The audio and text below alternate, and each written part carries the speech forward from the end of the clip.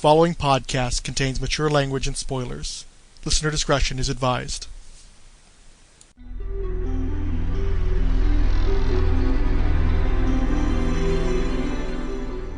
The post-Crisis continuity lasts for a quarter of a century. It's so potent that they do a sequel, a direct sequel to Crisis on Infinite Earths called Infinite Crisis, which was quite the queef of an event because fuck all really came out of it. More came out of the series that followed it than the actual event itself, in part because they couldn't figure out what the fuck they wanted to do. They were very fucking wishy-washy. Is there a multiverse? Is there not a multiverse? Are we doing the 52 series following what happens when Superman, Batman, Wonder Woman all fuck off on vacation like anybody gives a shit about that for a year? Or are we going to show the events of the year in real time and focus on numbnuts like the Elongated Man? Grant Morrison, Mark Waid, Jeff Johns, Greg Rucka, they went with the latter. Let's soak up them elongated numbnuts. You get the 0 Hour event that's currently being covered extensively by Siskoid and Bass on the 0 Hour Strikes podcast. Aside from guys like Hawkman and the Legion of Superheroes, doesn't really have much of an impact. Years later, you have Infinite Crisis, don't mean shit for the most part. Hey, look,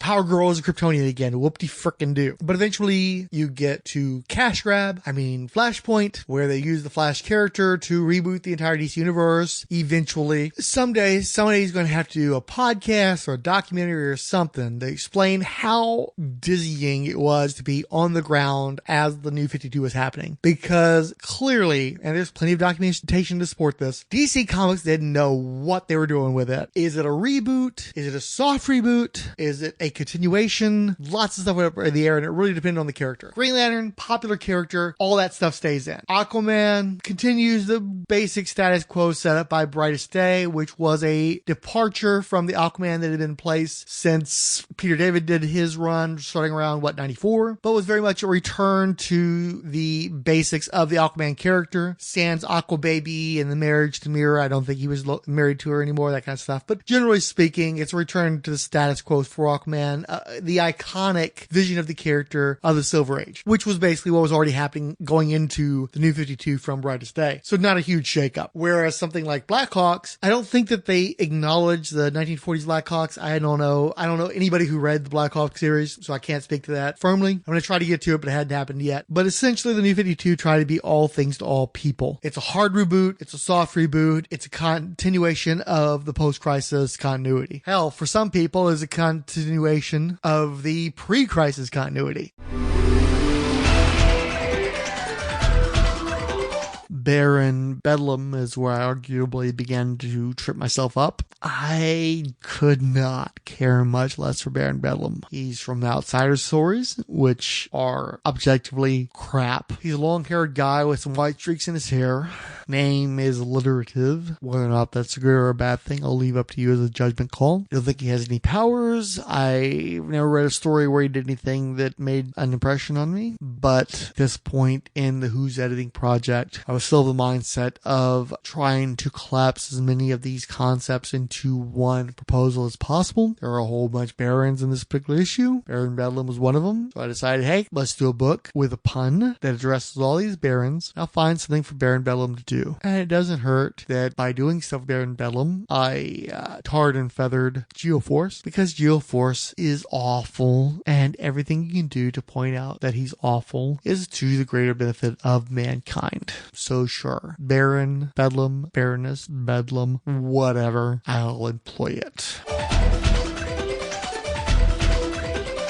One positive thing I could say about 0 Hour is that's when DC Comics became my home. In the 80s, I was more or less a Marvel kid. Even more specifically, I was an X-Men family kid. Marvel pushed Chris Claremont out the door, and gradually they took Chris Glickman with him. I felt abandoned by Marvel Comics. I spent most of 93 and 94 trying to find a new universe to reside within as a fanboy, something that I can focus on. Tried Valiant, tried a whole bunch of other places. Ultimately, 0 Hour, and more importantly, 0 Month, a slate of books that DC put out 1 month of introductory issues. I bought every single one of them, got hooked by several of them, and from 94 until the early 2000s, that was my primary point of interest in comic books, the DC universe. And financially, economically, intellectually, I delved deeper into the expanse of the DC universe than any other comic book universe. I assure you, if I hadn't, then this podcast wouldn't exist. Siskoid and Bass spent 40 some odd episodes of a podcast delving into the Invasion event macro series, and they're currently in the process of spending probably another 40 some odd episodes delving into the 0 hour event. I'm reasonably confident that they'll never do that with the New 52 because, again, Sesquoid hates Flashpoint, hates the New 52, and I, to some degree, feel the same way. I had been getting pushed out by DC in a similar fashion of how I got pushed out at Marvel from when Dan Didio was Ascendant and Paul Levitz, the last of the core triumvirate that formed the North Star of my comic book collecting in the 90s. Paul Levitz, Jeanette Kahn, and Dick Giordano. Paul Levitz was slowly but steadily getting pushed out by Dan Didio. I fucking loathe Dan Didio's DC. I've read people who will defend it. Rich Johnson over at Bleeding Cool basically says that things like the New 52 help to keep people employed at DC Comics. He may have a point. If you look at AT&T's purchase of DC Comics and the fucking quote-unquote bloodbath that followed at DC a few months after Dan Didio was let go, maybe Didio was keeping a bunch of people employed for a long period of time, and if that's the case, I have trouble faulting the man. Maintaining the livelihood of hundreds of people is far more important than keeping middle-aged fanboys like me invested in the DC universe. I fully acknowledge that. That having been said, I'm more than a little dubious about the assertion that the New 52 brought in some theoretical new generation of readers to DC Comics. I'm not going to argue that there was not a younger Gen Z, millennial, whatever generation of readers that came in with the New 52. I strongly suspect that this was solely the offspring of Boomer and Gen X fans who were probably already reading at least some DC books that may have, as I did in the 90s, overinvested in a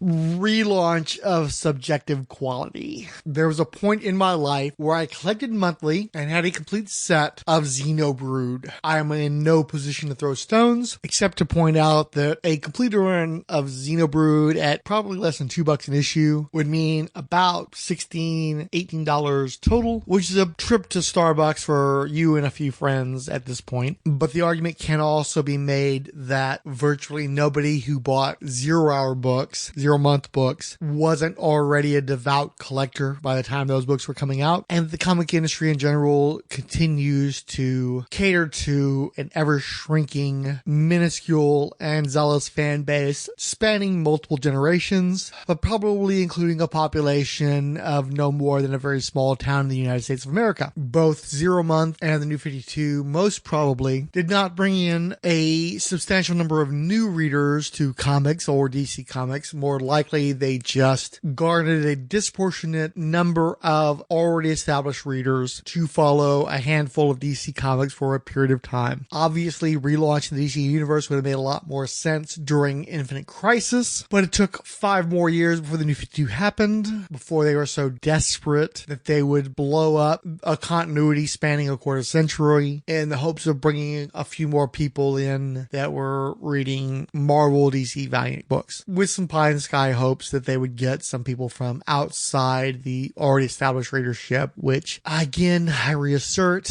I don't think actually happened. And likely as a result of that, the New 52 more or less got rolled back within half a decade.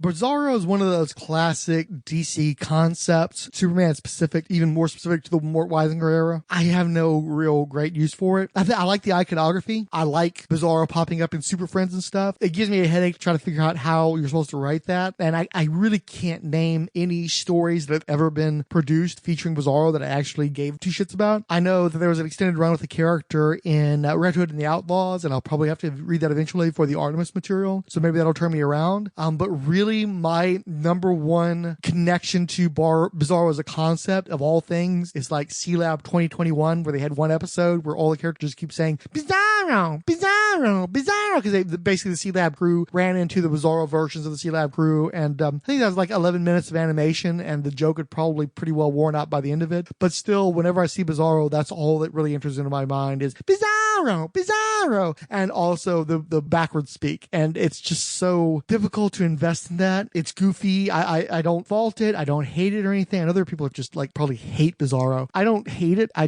don't know what to do with it. And until a creator comes along that shows me something of value to be done with Bizarro, it just seems like a leftover from that Wising era that doesn't translate to the modern times. But I'm definitely fully in favor of there being a Bizarro world with people with Bizarro name badges and stuff. I don't want to see him being like an imperfect clone of Superman or anything like that. The whole Frankenstein riff, that's just exceedingly boring to me. So if you're going to do Bizarro, go full Bizarro, is all I'm saying. I just want to go on record as stating that I fucking cannot stand Black Alice. She's so hyper-powered, and they don't ever do anything interesting stories with her, and the stories are always about people trying to make her do shit she doesn't want to do, and then she refuses to do the things they want her to do, and there's a big fight over it, and then she goes the fuck away, and I wish she would just stay the fuck away forever. I hate this character. She's so hyper-powered, and nothing interesting is ever done with her, and she's basically just like white feminism as a character, except not even, doesn't even deserve to be associated in that respect, but also kind of,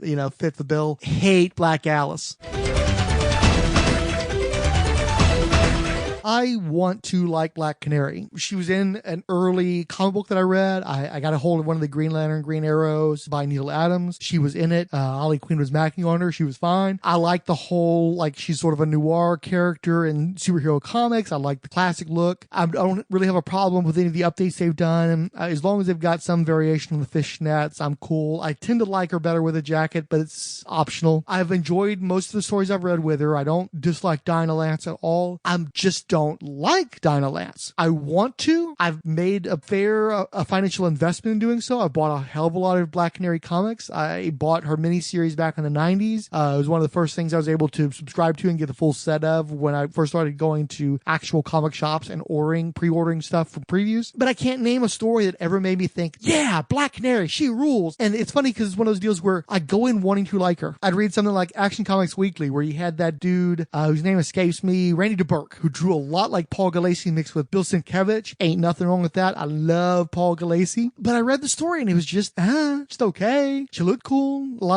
Some fairly good artists have worked on Black Canary. I think I'm running the same problem that Ryan Daly had. Ryan Daly was one of the folks who got into blogging and wanted to become part of the Justice League blogosphere or whatever. Rob had Aquaman and Shag had Firestorm and Ange had Supergirl and so on and so forth. And so he was like, well, I'll do Black Canary. And then he read a bunch of Black Canary stories. And by the time he was done, he really wasn't that into Black Canary anymore. Especially around the time the movie was coming out, and all these people were like, look, Black Canary! And he was already over it. That's the same position I find myself in. I want to like this character. I've read a lot of stories with her. They don't do a lot of interesting stuff with her. She doesn't seem to have a ton to contribute to the lore of the DC universe. They've never really seemed to me to find a place for her. Her best shot was when she was turned into a founding member of the Justice League during the post-crisis era. I think that was her best shot, and I definitely like her character more when she's in Justice League JLA Year One that Mark Waid and Barry Kitson did. I like her interacting with those early characters, but historically it was a falsehood. Historically it's a contrivance, and because after JLA Year One, while DC tried to do something with that period, I don't think most of those efforts really panned out. John Ostrander had a miniseries called Incarnations that tried to do more with that period, among other periods. It wasn't great. Chuck Dixon wrote that character for years. I understand that Gail Simone is extremely fond of that character. My problem is that when I read Gail Simone's issues of Birds of Prey, I vastly preferred her take on the Huntress. I'm a bigger fan of Huntress just going in. I've always dug that character, so I was definitely biased. But also, the Black Canary stuff I felt kind of was dragging the series. They did that whole arc where she goes away and she gets the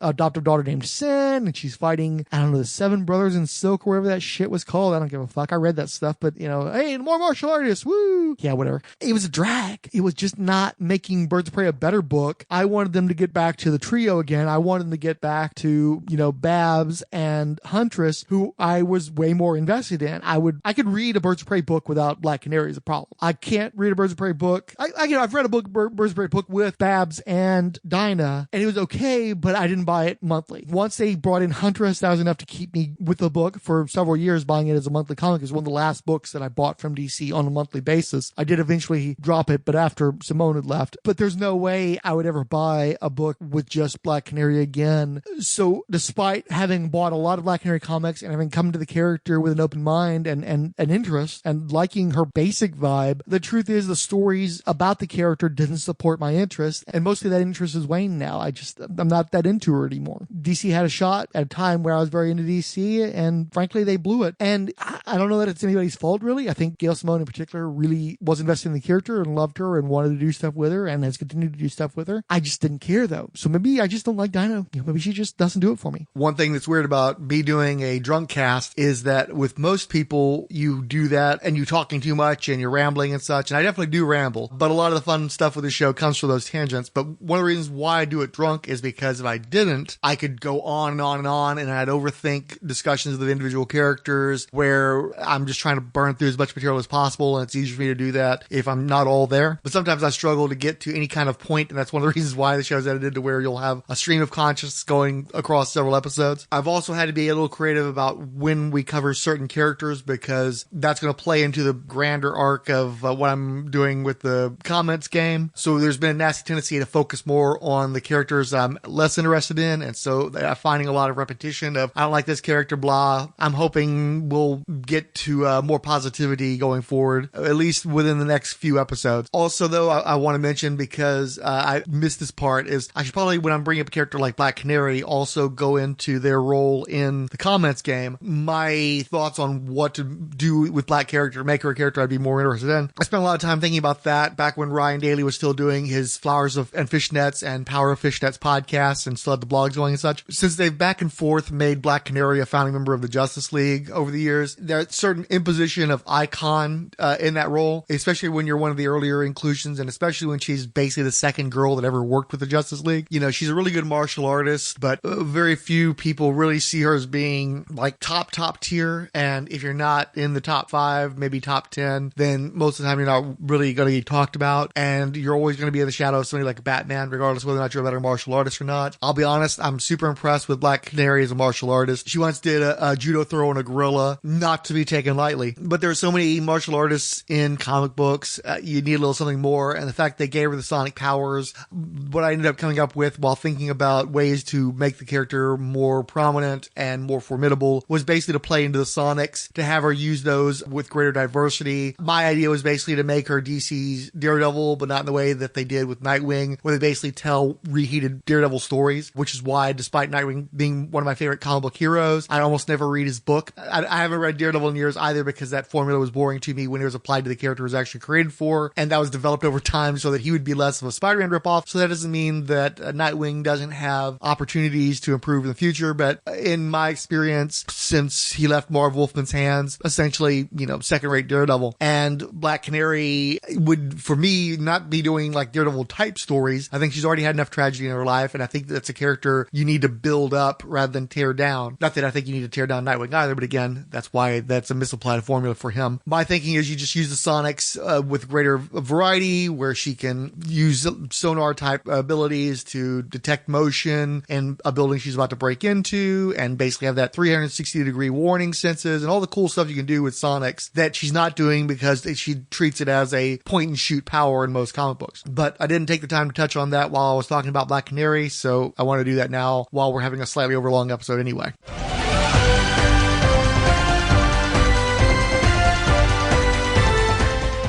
DC Comics basically had the stillborn DCU YOU initiative that came out of, I believe, the Convergence, relatively speaking, non-event. And they went, oh shit, we better fucking cater to the oldies because they don't give a fuck about our Superman running around in fucking Kryptonian armor and with a priest collar and shit. Aside from a few months long sales bump, DC ultimately cratered 2 levels below the New 52, below the immediate pre-New 52, I should say. And they offered a mea culpa, now known as Rebirth, where they more or less went back to the post-crisis continuity with some embellishments. And it's not as if the New 52 was ever a consistent animal. The Wonder Woman from Justice League, for instance, had very little in common with the Wonder Woman from her solo series written by Brian Azzarello. And as always, since DC will not commit to a full reboot, so here's where I point out the irony irony. This occasional side podcast exists because Siskoid created the Who's Editing concept, exploring at this point the original series Who's Who, the definitive directory of the DC Universe. Despite Siskoid clearly despising Flashpoint the New 52 to the point where he refers to it as Flashpoint, inarguably, Who's Editing has more in common with the New 52 than anything else DC has ever done. The various guests on Who's Editing, as Siskoid himself, have embraced a philosophy where sometimes, depending on that particular host's interests, we see a rebooted DC Universe, ground zero, springboarding from names alone, perhaps best exemplified by Dan Jurgens' Tangent Comics, a fifth week event where he tried to do what Julius Schwartz did in the 1950s and 60s, where you just take the name of an established national periodical publications / All-American / DC Comics character and create an entirely new concept based solely on that name, as well as a isolated ground zero continuity. But again, with a 50-week event, that's only intended to serve as occasionally Siskoid's guests on the New 52 will do a tangent. But more often than not, it's like the New 52. When we were on the ground following the event, nobody knew what the frig was happening. Frankly, including the creators, because editorial hadn't really decided what was happening. And Who's Editing works in a very similar fashion. Some co-hosts will essentially continue continuity that began in the post-crisis era. Very rarely, I don't think, if ever, has anybody done anything with pre-crisis continuity. Sometimes they'll just take the name and run with it. Sometimes they'll do the new post-crisis continuity. I wouldn't say that they typically do New 52 continuity, but since DC Comics didn't know what the hell they were doing, editorial didn't know what they were doing, although they offered a lot of overbearing oversight to creators who were trying to figure out what they were doing. Creators didn't know, hey, is this a new thing? Is this an old thing? What's going happening? Ironically, despite Siskoid's hatred of the New 52, that's what Who's Editing is ultimately. It's this bizarre melange of bold new direction and service to post-crisis continuity. Very rarely New 52 continuity because, frankly, most people who've appeared on this show, if they gave the New 52 any purchases at all, it was a finite proposition, and then they default to the more familiar and comfortable Gen X period of DC Comics publishing. And since DC is seemingly incapable of a true ground zero reboot, this funky mixed bag of new and old ultimately most resembles the New 52. And that's Gen Xer who abandoned DC Comics within the New 52 as part of an ongoing estrangement that began in the early 2000s and accelerated around the time of Infinite Crisis. That's pretty much where my head was at. However, with the introduction of Who's Editing, I felt the need to do research to make sure that any concepts I generated as part of Who's Editing were at least marginally congruent with the established continuity of the modern times. But because I had abandoned the New 52 fairly early on, somewhat anthropologically, I developed an interest in exploring New 52 in my own offerings into the Who's Editing project. It took some time for me to realize that's what I was shooting for. And it was, I don't know, into the second or third edition of Siskoid's project that I finally purchased the DK updated DC Comics Encyclopedia that reflected not only the New 52 but also Rebirth, that I could fully appreciate the bizarro liberties taken in pursuit of the New 52, and that I tried to incorporate the discoveries of doing research into the New 52 into my own offerings as part of that project. And I gotta tell you, it was fun.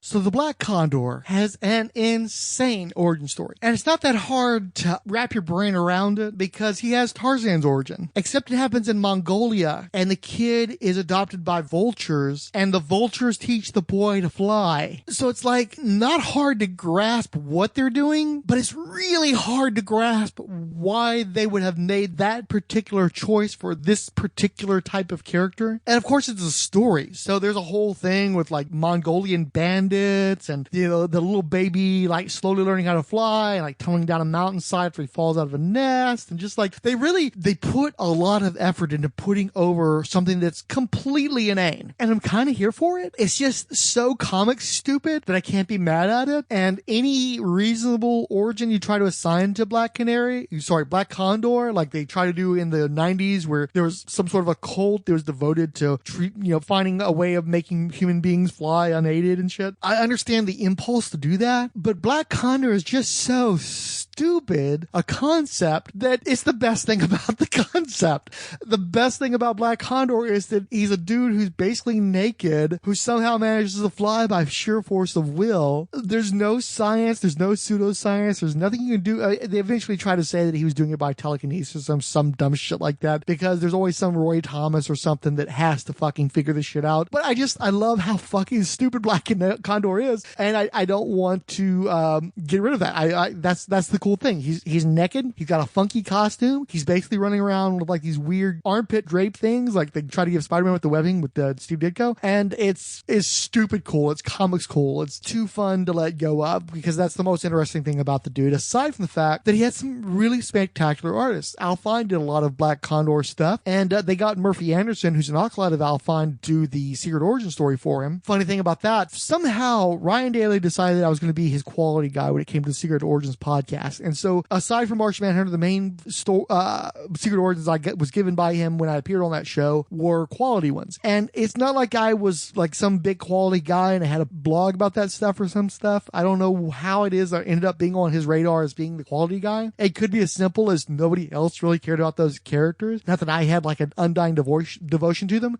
It might have been as simple as I still like them. And the fact that I'm such a negative fuck and so broadly perceived by that under those terms, that his recognizing that I did have an interest in quality and was willing to say nice things about them might have been the only reason why I got those assignments. But here's a simple truth for you. I've read enough Golden Age DC comics to know I don't fucking like Golden Age DC comics. And I hear people shit on them all the time when they're discussed, which, let's be honest, in the course of your normal life isn't that often. Shag, though, in particular, really likes to run down Golden Age DC comics. Don't let him get away with any of that shit. I don't think he likes the Silver Age ones either. I think he's really very much a post-crisis dude. The fact is, the company called Quality Comics owned that name. They told pretty good stories. Will Eisner, before he moved on to The Spirit, did a lot of Quality Comics. A lot of the concepts were his. He did some of the early layouts and drew some stuff. They're just good. They're much better than the average comics. They were just a cut above. If you go back and read Golden Age quality books, I'm not going to say that it's going to be as good as the new hotness that's coming out of Image or whatever, but compared to other Golden Age comics, they're really a lot of fun. They're quite good. If I recall correctly, Plastic Man was published by them, and let me tell you, as a person who hated Plastic Man growing up because of that awful cartoon, his stories that Jack Cole did are badass. They're like good today. They're like, it's like watching Pixar but darker in comics form, and it's just way cooler and way more involving than anything that DC themselves were putting out, especially because by the time Quality was coming out, the best of the Siegel and Schuster Superman stuff had kind of already come and gone. You know, it's really that early primal stuff, the first couple of years that's good, and then after that, they're just sort of placeholders until things get more interesting in the 50s, to be honest with you. Most DC books are just very dry and dull, and again, I don't mean to shit on Gardner Fox, but Gardner Fox was writing a lot of that stuff, and Gardner Fox was just dry as matzah, you know? So it's just hard for me to get excited about reading any DC material. It's one of the reasons why I do embrace Golden Age Wonder Woman stories, because they're just so batshit that at least there's some fun to be had there, but most DC product was just lame, and it was really definitely geared for kids, and I don't really see there's a lot of appeal outside of young kids of that time period reading that material. There's a reason why we don't have constant homages to Golden Age Batman stories, even though people just love the shit out of Batman, but mostly when people go back to Batman, they either focus on a particular villain or they focus on ones that are like from, say, the 60s and 70s up, because that's really the material that holds up better versus a lot of the older material. And this is Batman, so imagine how shitty an Airwave story must be. So I think the main takeaway is that Quality Comics actually did have quality, great artwork, just way more fun and breezier stories and more insane stories for the most part than what DC and other publishers were doing. I'm not a huge fan of Marvel Golden Age either. Joe Simon is also not somebody that makes me super excited to read comics. Sorry, not sorry. But Black Condor is still kind of interesting, kind of cool, kind of weird. And, I support his particular brand of nuttiness. I just have to say I feel really, really bad about Black Hawk. Black Hawk was a huge selling character. He was around from the Golden Age. He was around during the World War II period. Kids embraced him. They did a movie, a serial. It was one of the top selling books for years. It was the only book in the quality stable that DC actually continued to publish after they bought out the quality company's intellectual property. I'm sure they wouldn't call it then, but that's what we call it now. I think the basic premise is interesting, and especially when I read Jim Steranko in the Steranko History of Comics describe Black Hawk Comics. I don't know if the actual comics are all that good because I haven't read a lot of that old stuff, but to hear Jim Steranko describe it, Black Hawk just seems so fucking cool because it's basically our Nazi. It's like he dresses up like a Nazi, and say what you will about Nazis, the aesthetic is impeccable. All that fucking leather and stuff, shiny, patent, it's sexy, it's fucking cool, and I'm a person who fucking despises Nazis. I'm a big proponent of punch all the Nazis, but you look at, frumpy GIs and camouflage, or you look at those spiffy Euro trash motherfuckers, it's really hard not to come down in favor of Nazi fashion. And so Black Hawk is ultimately they retcon as a Pole, but he puts together this group of people that are all from nations that the Germans conquered, who then dress like Nazis and fuck their shit up. How do you not show up for that? I mean, I get, we don't want people dressed like Nazis, but I just said Nazis, they look fucking cool. They're awful. So the best thing you can do is appropriate that shit. It's just like racists all the time are appropriating black culture. Why can't we appropriate Nazi shit? Just go like, yeah, it's, the whole regalia and the buckles and the boots and the, all that, the medals and all that shit. Just take it and tweak it and make it like super fucking gay or something and just completely own it and make it to where it's abominable to fucking racists to dress like a Nazi because it's like a queer thing all of a sudden. Take that shit. Own it. Fuck their shit up. Because that's like the one thing these motherfuckers got. They're fucking stupid people. They're full of fucking hate. They belong in olden times. They're going to potentially destroy the world with their stupid fucking bullshit. The least we can do is take the one fucking good thing they got, that fucking badass fashion, and maybe some of the cool guns too, and fucking take it from them. And particularly, you got to give it to either people of color or LGBTQ people, because you got to make that shit radioactive with those motherfuckers, because they're fucking simpletons. And if you fucking gay that shit up enough or race it up enough, they're just not going to want anything to do with it, and we can have it and we can take it, and that'll be the one. That's like the big draw, really. That leaves them with nothing but like skinheads and tattoos and shit. And I'm not going to advocate for people fucking getting facial tattoos and being like that dude from the Chop that got the show canceled because he's got fucking Nazi shit tattoos to his face because he's a dumb motherfucker and ruined it for everybody. So I guess they're going to get to keep the skinheads, although let's face it, nail pattern baldness means that there's always going to be a bunch of old guys that have nothing to do with racism. So they don't really own that, and they're definitely not going to own tattoos because people from all walks of life are doing that now. There are tons of people with sleeves. Doesn't necessarily mean anything. So we kind of already stole that from them. We've definitely disempowered them and made it a thing where in and of itself being a bald person with a tattoo doesn't make you a racist. So let's take the Nazi shit from them too. And let's have like a bunch of people that are like anti-Nazis. Maybe you could call them anti-fascists even, for the people who don't understand politics and don't get that anti-fascism is generally a good thing because fascists are fucks.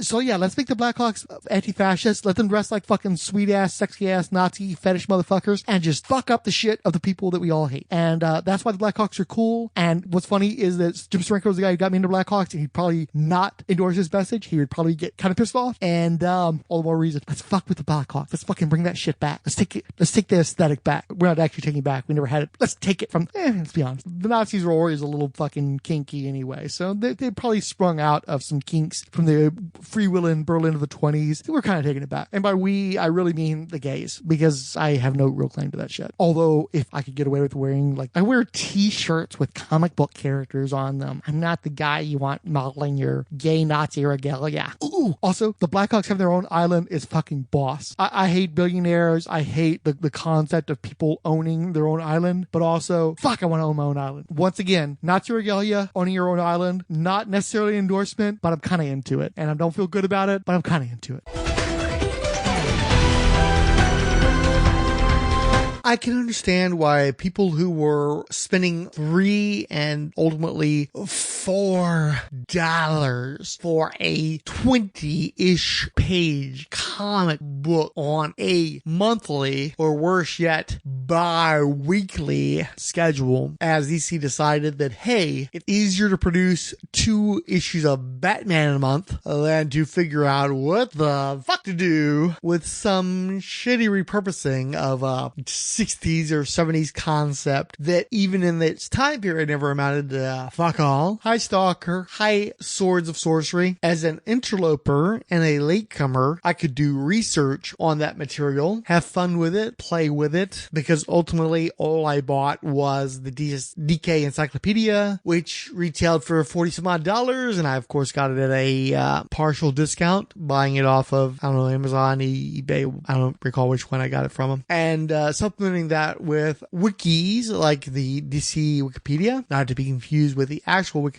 I could play and not have the resentment of having spent hundreds, if not thousands of dollars on not so planned obsolescence New 52 bullshit. And regardless of whether the New 52 material had good ideas or bad ideas, I had opportunities to have jumping off points and discover new facets of the DC universe that were unfamiliar to me. And I was intrigued by that option. And thus was born my Siskoid 52 approach to responding to the Who's Editing podcast.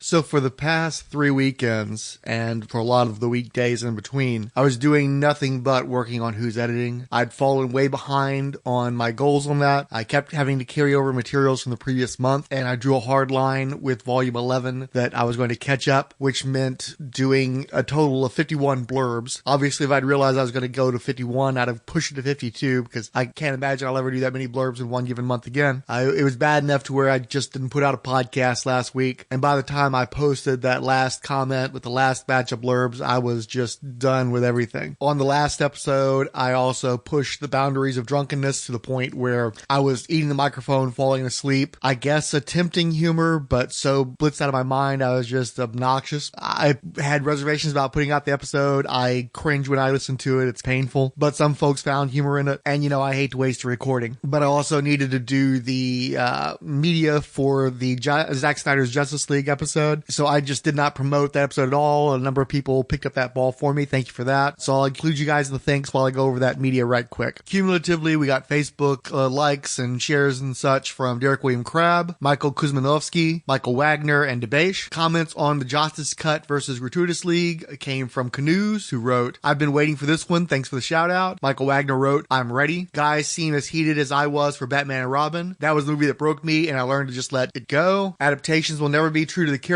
There will always be changes that are made to appeal to the most people to get the most money. I took all the ending scenes as him just putting all of his ideas on the table. Think he is done, and there should and won't be any follow-ups. Cyborg being the forced icon also destroys New Teen Titans. That was where he started and was fleshed out. Unless New 52 made it so he was in the Titans for a month or so, that could make sense, since that Batman has a Robin every few months. John's of the mindset of returning all DC heroes back to the ideal of the 1950s, 1960s heroes being the standard. At least Ollie was an ally, even if a ham-fisted one. I found Barry more effective when dead, and Wally had to live up to his memory. Hal was a better fallen hero to me as well. Kyle, Wally, and Connor was my trio. Flash is so fast he could undo the movie. Sounds like a plan. Max True Nerd comes out when cars come into the convo. Do you like your passion? Entire podcast was worth it for making Fix-It wait to talk about Martian Manhunter. Ryan Daly wrote, 3 hours of this so I don't have to watch 4 hours of the quote-unquote movie. Del Dracula wrote, I didn't see this tweet due to my aggressive Twitter keyboard blocking scheme, but the podcast app gave me a heads up. I will listen to this 3-hour beast with the time everyone expects me to use watching the actual movie and have an hour to spare. Jeffrey Brown wrote, I am currently listening. Snyder's versions of these characters are not my cup of tea. They are borderline villains. Sure, I keep hearing this movie's story is better in structure, but it's being 4 hours is a big turnoff for me. Like, surely I like Infinity War and Endgame mostly because they were more engaging. As for the Volume 7 episode of the Two Drunk Cast, Mac wrote, let me tell you something. This might be the single greatest moment in Diablo Frank's podcasting career. He's genuinely intoxicated. I'm crying. Debesh wrote, I was certainly amused. And Del Dracula wrote, a little harsh on heroes featuring kitchenware accessories, no? And posted a bunch of pictures of Forbush Man and the Golden Age Red Tornado. The episode's got additional support from 108 Sage, Dr. Ange, Baby Skeletor, Bogato Botero, Canoes, Chris Dunford, Chris Lydon, Chris Thompson, Dave's Comic Heroes blog, Del Dracula, Dark Ashton, Ed Moore, El Romero, Fanholes Podcast, Podcast, Friends Talking Fantasy Podcast, GM Lupo, Green Lantern HG, I'll Be the Light in the Dark, The Hammer Strikes, Random Geeky Stuff, History of Comics on Film, I Was Joe Crawford, Jake M, Jeffrey Brown, They, Them, John is Watching Cartoons, Keith G. Baker, Kenny Crawley Jr., King Size Comics, Giant Size Fun Podcast, Martin Gray, Michael Wagner, Mike is Into Aliens to Me, Men, Prairie Justice, the Greg Sanders Vigilante Podcast, Randy Caldwell, Ranger Gord, kind of a redundancy there, Resurrections and Adam Warlock and Thanos Podcast, Richard Field, Richard G, Ryan Daly, Sean Phillips, Siskoid, Tim Price the Podcrasher, Tora, Trekker Talk, Oofta, and Wonder Woman Warrior for Peace Podcast. Oh, sorry, and Xenozoic Xenophiles Podcast.